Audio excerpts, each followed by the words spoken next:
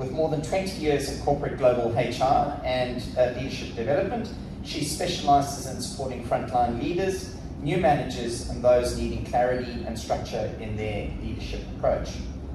She'll be exploring with us today how leadership directly shapes workplace culture and how building the right leadership capability can shift performance, retention, and engagement across your business. Please join me in welcoming Sam to the podium. Thanks, Sam.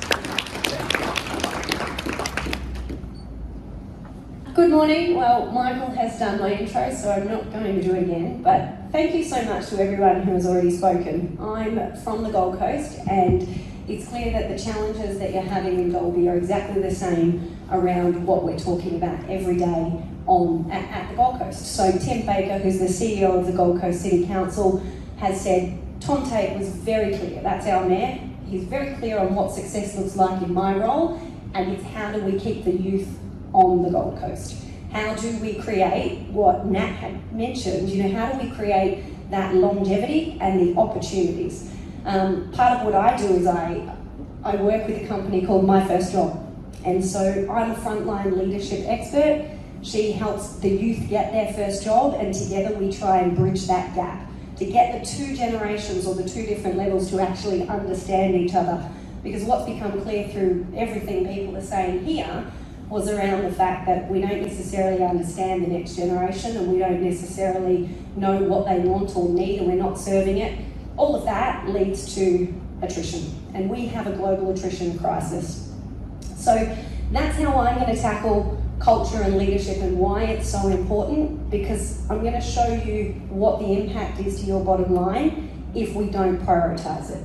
So you'll see up here, in an organisation it is really common that the leadership team, as they should be, is focused on strategy. They're focused on performance and they're focused on profit. Now, we have this blatantly big black hole in our organisations. It's no secret that culture and leadership is important, but the people who lead the biggest teams in our organisation, being the frontline leaders, are almost forgotten about. And they're not given training, so they're really good as a sole contributor, and then we go, here you go, you're good at that, go and lead this team. And then we throw them in at the deep end with absolutely no training, and we wonder why our culture suffers. Now, if we're a highly functioning organisation, you'll see 80% of the problems should be solved at the level they are identified, and only 20% of issues should be escalated. Meaning every level of our workforce should be competent to solve the challenges. The frontline see 100% of the problems. Now, who can put their hand up to say that every level of their organisation is capable of solving 80% of their challenges? So in a room full of about 35 people, we haven't got one hand up. The reality of what happens in most organisations is 80% of the problems get escalated and only 20% get solved at the bottom line. Now, if I link this back to why I'm talking about it from a retention perspective, because what happens is the front line see everything. So they report it to their leader, and their leader's not sure how they solve that challenge, so they escalate it to midline. And midline, they're escalating 80% of their challenges up to the executives. And suddenly the bucket of the executives is overflowing, and what happens is the frontline people say, what's the point in speaking? Nobody ever does anything around here. Who's seen that culture before? Raise your hand. There we go, 35 hands have now just gone up. That's the reality of what the modern day workforce actually looks like. Now, if I look at retention and the issues, we've just recently had, Gallup have released the 2025 workforce report. In Australia alone, only 23% of employees are actually engaged. 65% of employees are disengaged and 12% are actively disengaged. Meaning 12% are the really loud quitters, 65% are the quiet quitters. And we've only got 23 people who are actually tucked right in and doing what they're meant to be doing. That's costing us $223 billion in lost productivity. Gallup have given us a figure, and I think it's a very conservative figure, that they're saying for every employee that you lose, it's going to cost you $18,000 to rehire and retrain the next person. And because we're not seeing this as a P&L issue, whenever there's a crisis in a business, we always go, right, where do we slash costs? We're not seeing it like this. We're not saying, right, fix it at the root cause. Give our people the toolkits that they need to be successful to retain our talent. Now, we've got the same challenges, even though I'm on the Gold Coast. We will lose our talent to Brisbane if they don't see opportunity and they don't see longevity. If we're only getting 42% of our apprentices finishing, we need to understand that maybe we've got to look at the front line as well. It's not just the apprentice, and it's not just an apprentice problem. Is the front line leading respectfully? Is the front line understanding what they need? My mantra is connection over perfection, right? If you're going to correct a behaviour, you need to connect first. So you need to meet your people where they're at and then correct and raise the bar. All too often I will have people come to leadership training and go, oh, that next generation, they're snowflakes, they'll melt under pressure. And I'll just grunt at you. If they send you a text message, you can't even read it because it's not, you're all laughing. You've said this yourself. You hear it all the time. Well, I hear it all the time because this is what I do on the daily. It's costing us enormously. Look at that number. If any of you have got an attrition percentage higher than that, then your numbers are more than $1.8 million in lost revenue, in wasted profit. It's an absolute profit leak. It is slipping out from underneath our eyes. If we can learn to retain our people, and Bev just said it from the chamber just then, give them opportunity. But not only give them opportunity, make sure that they're walking into environments where they want to stay, where the culture's right, where the leaders are trained. Because between the apprentice and the chamber and the school, Bruce was so passionate. I said to him in the break, mate, I love your passion. Those kids are so lucky to have you. Everyone in this room can be really passionate about what we want to achieve to make sure that Dalby and the Western Downs region is much stronger and that we're not losing our kids to Brisbane.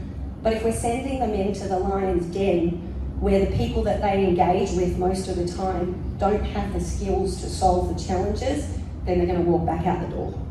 Because the next generation, well, we may as well abolish long service leave now, because I can promise you there's not many people that are going to be hanging around for 10 years. They don't see the world that way. But again, people will say to me, why is that my problem? And I'll say, well, because every time you say, I'm not going to change or I'm not going to meet them where they're at, another one walks out the door. And there goes another $18,000 from your business. Wasted money. Okay, we on our website have a nutrition calculator. It's broken down between frontline, midline, and senior executives. If you'd like to download it, feel free, take a copy of the QR code, and you can have a look at what the true costs of nutrition are causing your P&L in your business based on whatever percentage. For 2 decades, I was in corporate global HR, and if you have a nutrition rate of about 8 to 10%, yeah, we're doing okay. I work with businesses now sometimes where we're well up 80%, if not 100. We've got a full cyclical kind of cycle where we are losing people all the time, and it's just a revolving door. But the other thing you need to understand is that when you hire a new person, you pay them 100% of salary from day one. Yet they're not effective from day one. You are paying them salary whilst they come and you get an ROI. And normally it's about 6 months where someone will say to me, I finally think I understand what this role's about and what it is that I need to do. So that 18,000 from Gallup, that might be the balance sheet number, but think of all that wasted productivity as you also got them up to speed in their probation period. Okay, we're done with the calculator? Now, you can't pay your way out of a bad culture. So it's not about throwing more money for the kids to stay here in Dalby. It's not about you, kind of going, right, well, if we pay them more and if we give them another perk, I think maybe you said this right at the start, right? It wasn't about, you don't create a good culture from the posters on the wall. Yeah, that's how we tackle things. The leadership team will get in a boardroom and they'll be like, this is our values, this is our mission, this is our strategy, and off we go. And then the frontline leaders, they've got the biggest teams, yet they've got the least amount of skills to deal with, to try and achieve that strategy. And they don't even understand the difference between management and leadership, let alone how to actually step into a role from a sole contributor into now a team leader. So it is critical that we provide training at all levels, but what is most critical and where I am so passionate is that first level, because they aren't the ones on fire, they're not the ones that we're thinking about. We will drop $50,000 on an executive coach for the CEO, who's probably had 40 years of experience, plenty of coaches, plenty of training, and we can't justify giving that new leader who's never ever stepped foot in a classroom or even understand what the new expectation is of them. We throw them in and go, there you go and lead the team. And I've watched them burn out, and I've watched them be highly stressed, and I've seen all sorts of ugly things because I've worked for some of the world's largest multinationals. And the impact and the ripple effect of just that one thing is enormous. And that is driving attrition. So the value of investing in leadership and leadership then flowing on to creating a good culture is enormous, because the old school mentality of, oh, well, we just pay them so you need to do it, just do your job, do what you're paid for, it doesn't cut it anymore. And it's certainly not going to cut it with Gen Z, and I've got a couple of alphas, and heaven help us when they come through the door. Goodness me. Has anyone got alphas? Yeah, the little kids. They'll tell you what they think. They will, you can see that. They will absolutely tell you. So people stay when they feel supported, led, and respected. And so that starts with the people leading them. So it's not the rah-rah things and the slogans on the posters and what we say we do and bringing in the masseuse and whatever else we do that puts a band-aid on retention. It's actually giving the people the tools and the toolkits to drive the culture, to have a really nice place where they want to work and they want to stay. And they only said it, we've got really low unemployment rates, which is fantastic for us as a nation. But what does that mean? You are fishing out of a very low candidate pool. And you've got to, if not bring talent into the region, you've got to grow your own. And I can tell you, living on the Gold Coast, which is regional, grow your own is by far the #1 strategy. If we still had the mayor here, I'm pretty sure the mayor would be fully supportive of how do we keep our kids and how do we cultivate great companies that allow them opportunities. And so that all starts with creating great leaders and great cultures and places that provide them opportunity and listen to them and allow them to innovate. One of the things we do really poorly in an organisation, has anyone ever heard the term, is that's just the way we do it around here? Laughing again? Heard that one, Erin?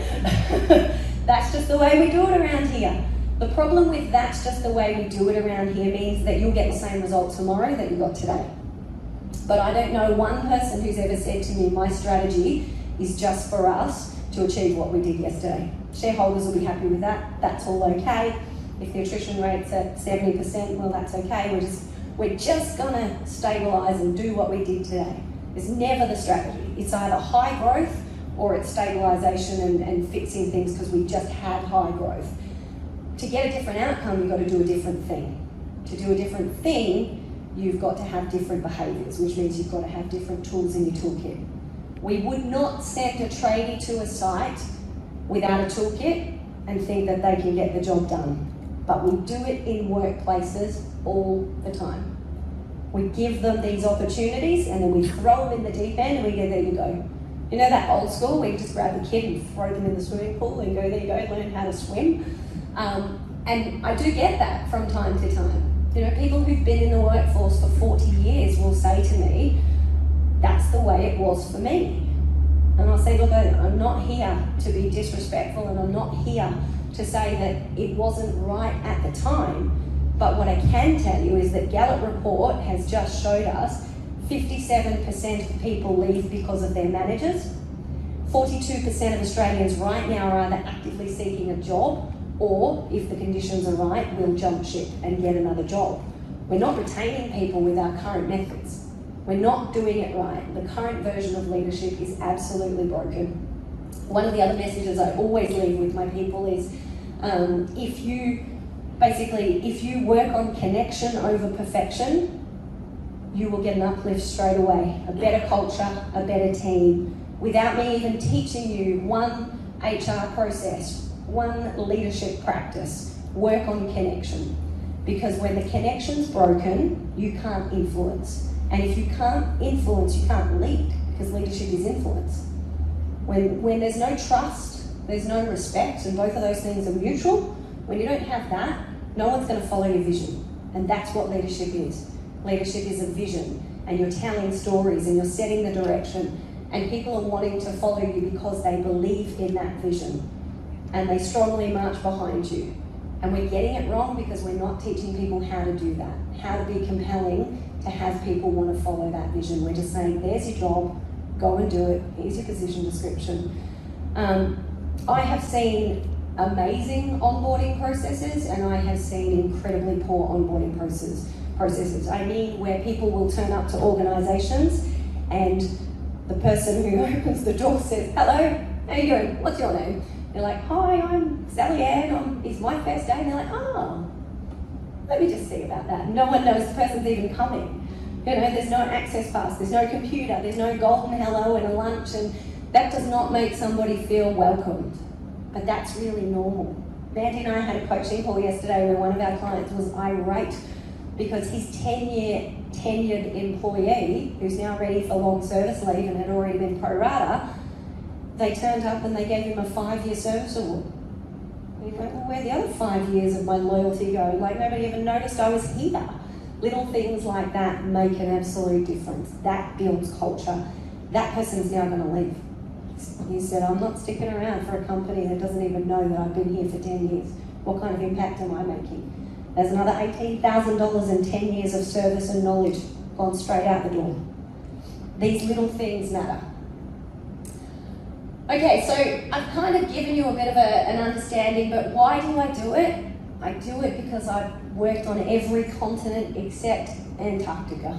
And what we see and experience in organisations isn't dissimilar all around the world. Throwing people in the deep end without the tools they need to succeed, and missing the fact that that front line has such an incredibly important role to play. And as these next few generations continue to come through and continue to be more outspoken, we're giving them opportunities and seats at the table, but then we're inviting them into workplaces and saying, don't speak up and tell us all the things that are wrong.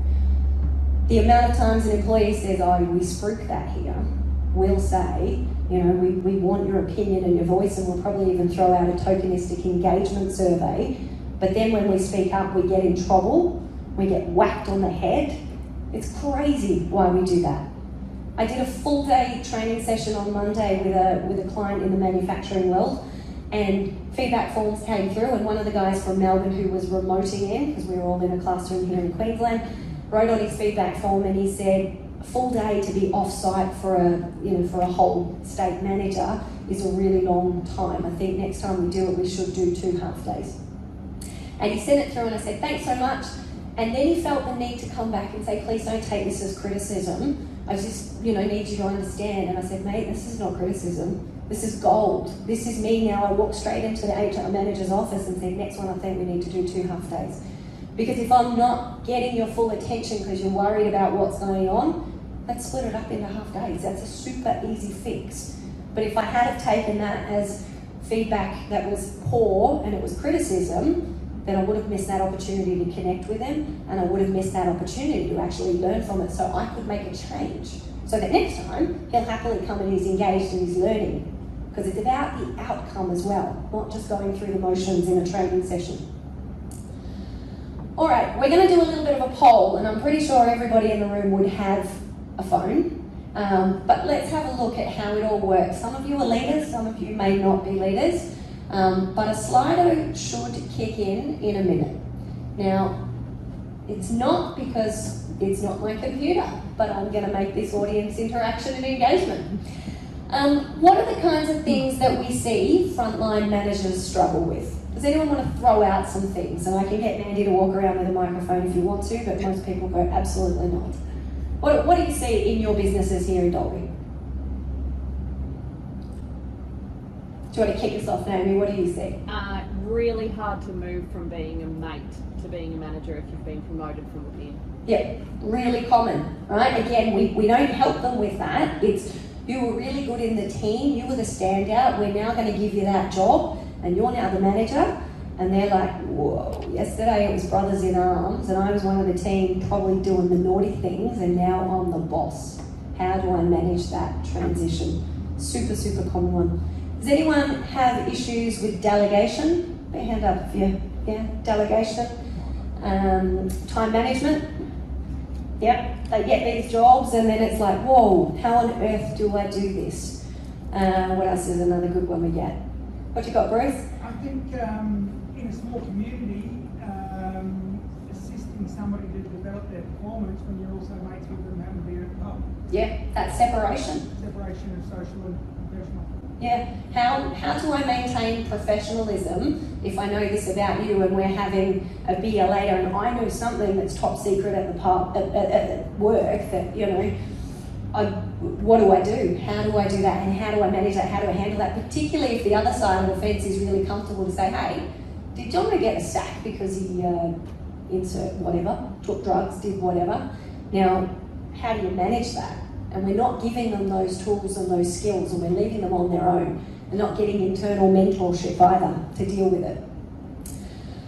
What do we think what do you think most influences staff retention? Pop your hand up if you think it's pay. Pop your hand up if you think it's leadership. And as I said, 57% of people said they left because of their manager. What about workload? Workload influences it. And what about team culture? Yeah, they say culture eats strategy for breakfast. We can strategize our way out of the boardroom, but if it's yucky on the shop floor and it's a toxic culture, it's going to impact your attrition rates, absolutely. All right, put your hand up. When you first became a new leader, did you get any leadership training? 5 or 6 kind of people. And how many people in this room are leaders? A good 3/4, if not more, 90% of the room. So what, 35 and we've got 7, so somewhere between 15 and 20% of this room actually got training. And we see it all the time. 60% of new managers fail within the first 2 years. And we don't give them training until about 18 months into the role when they're floundering. And when they're floundering, we go, oh, we probably should go and get them training. And the really yucky one is when they come to me and you can just tell they're there because they're doing a tick and flick exercise for performance management to say, we sent them off to training. Completely tokenistic kind of training. Performance management should be about managing them back into the role, not managing them out. And so when they send them to go, well, the commissioner's going to ask and we've got to show that we sent them on a 1-day leadership training, and they actually think that 1 day of training will influence, you know, everything and they'll have a new employee, that's just craziness. All right, so as I said, there's the hidden impact zone, is that front line. It is critical that we focus on culture. It is critical we focus on leadership. The skills of the leader means we can drive that positive culture. And I think the biggest opportunity to do that is the front line, because the front line have got the biggest teams and the greatest access. What you get in organisations all too often is an us and them mentality. You know, office versus shop floor, white collar versus blue collar. And if you've only got the exec strategising in the boardroom trying to drive change, and Naomi will be able to attest to this, I can because I've worked in HR, anyone else in the room, we go, retention's an HR issue. Can you go and do an can you go and do an engagement summary? Now I hope that anyone who's a CFO in the room, I want you to understand it's also your issue because it's a P&L issue. I want the CEO to understand it's your issue as well. It's a full cultural issue and a full organisational issue, but I believe the biggest impact to create the biggest change is by giving the people at the lowest level the skills that we don't give them. And we've never seen value in it. Some of the things I've heard people say is, yeah, but what if we give them training and they leave? Oh my goodness, we can't take that mentality. We've got to give them the tools to be successful. Like, let's treat this like this is an engagement that we want to happen. So just finally, before we finish up, how do we tackle this issue? We put our frontline leaders through this 12-week accelerator program. We know the gaps. We know the things that new managers or managers who've never had formal training, that they don't know how to do, and so we throw everything at them over a 12-week period, once a week, 90 minutes, give you those tools, and then we have a pathway. Some people will just tap out at that point. They'll be like, I don't even like studying, don't want to do any more, and others will go, this is actually really helpful, because the stuff you learn in leadership training is transferable professionally and personally. And so lives will change, marriages will be saved, all because you know how to tactfully deal with conflict, or you know how to manage priorities, or whatever it might be. So if you want to change culture, or you're not doing leadership training and you've heard something here today where you're like, we probably really should do it because we've got 60% attrition and times that by $18,000 per person, and that's an enormous amount of cost. This is a proactive way to try and tackle that, to give people the skills that they need. All right, well, thank you so much. I appreciate it. Mandy and I will be around, and if you've got any questions, come up and talk to both of us in the lunch break. Thank you. Thanks, Sam. That was wonderful, and thank you for sharing all those great insights with us.